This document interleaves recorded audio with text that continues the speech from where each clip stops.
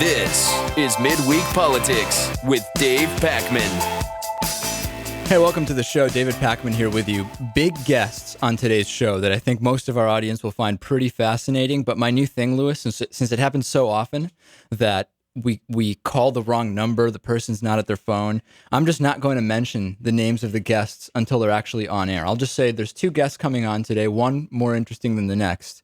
And let's just say one word, birther, I think is enough, right? And hopefully we'll get the right people on air. I hate it when I end up announcing a guest and then they're just nowhere to be found on the phone.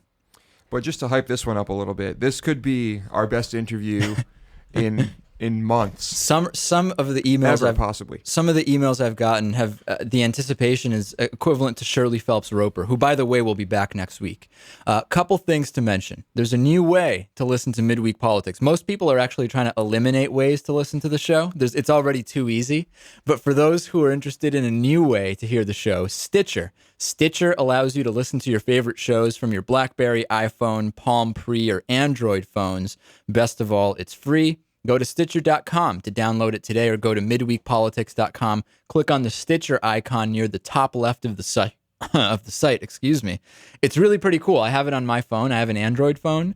You basically just stitch together whatever you want. So you can put our show and then drag in, I don't know, NBC News or whatever else, and there's no charge for it. It's really pretty cool.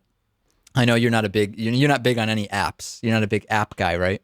No, not really. I don't have a smartphone, of course, either, so. Okay, well, a couple news stations. We're on ISPCA Radio, ispcaradio.com. Also, a couple of new TV stations, CTV 15 in Roseville, Minnesota, and PCTV in Penfield, New York. Both great stations. We're thrilled to be on. Let's get right into it. There's just so much to cover. The healthcare summit. Some said the healthcare summit, led by President Barack Obama, was going to be the catalyst that finally got us reasonable health reform and move things forward. Others said it would be political theater. Barack Obama said he didn't want it to be political theater. Unfortunately, I don't know how much was accomplished at this healthcare summit. Let's start from the beginning. Lamar Alexander's main concern was that this not turn into a situation where Barack Obama just uses reconciliation, and we'll talk about what that is and what that would mean, to get healthcare reform through.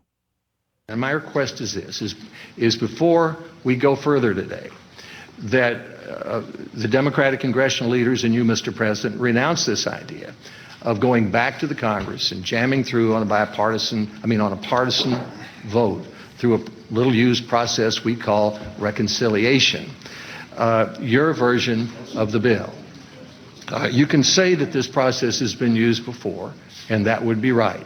But it's never been used for anything like this. It's not appropriate to use to write the rules for 17% of the economy. Okay, so we hear the reason, we hear this being said, reconciliation has been used, but it's never been used for something as big as healthcare reform. More on that later. There were a lot of members of Congress, and one of them in particular, Barrasso, started bringing up the suggestion of, what about just having catastrophic care? Catastrophic care is usually like an extra backup insurance that goes above and beyond what your normal insurance would cover. If you have something requiring over $20,000, $50,000, $80,000 in one instance, that it would cover, a catastrophe, literally. And this is one of the most interesting exchanges that's been circulating from the event. And Barack Obama turns it around and says, if you only made $40,000 a year, would you be okay with just having catastrophic care and paying for everything, all of your normal visits and normal care? Take a listen. I mean, let me just, there's one thing I've got to, there are a number of issues as usual that I've got significant difference with. I just am curious, would you be satisfied if every member of Congress just had catastrophic care? You think we'd be better health care purchasers? I mean, you think, is that a change that we should make? Yeah, I think actually we would. We'd really focus on it. You'd have more, as we say, skin in the game. Because people would, and especially if they had a savings account, a health savings account, they could put their money into that, feel the same and they'd be spending the money out of that. Would you feel the same way if you were making $40,000 or you had that was your income? Because that's the reality for a lot of folks. I mean, it is very important for us, when you say to listen to that farmer that Tom mentioned in Iowa, to listen to the folks that we get letters from. Because the truth of the matter, John, is they're not premiers of any place. They're not sultans. Okay.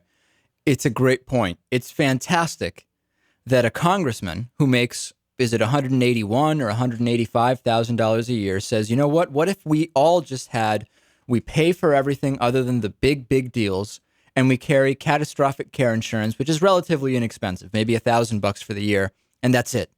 Well, that's an option if you make enough to pay for all of your prescriptions and all of your doctor's visits throughout the year. And then, hey, you're insured in case there's a major medical catastrophe.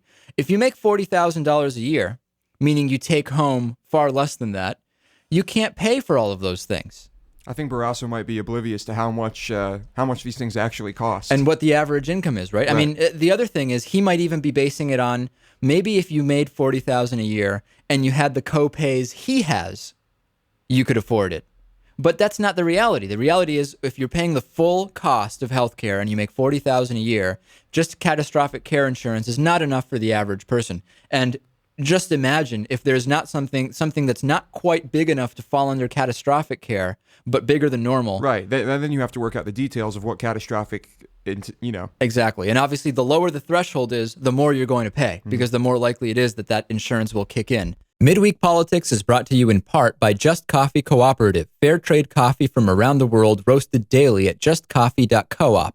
By Jackson & Connor, classically modern men's apparel in Northampton, Massachusetts, on the second floor of Thorne's Marketplace. To find out more about underwriting Midweek Politics, visit midweekpolitics.com.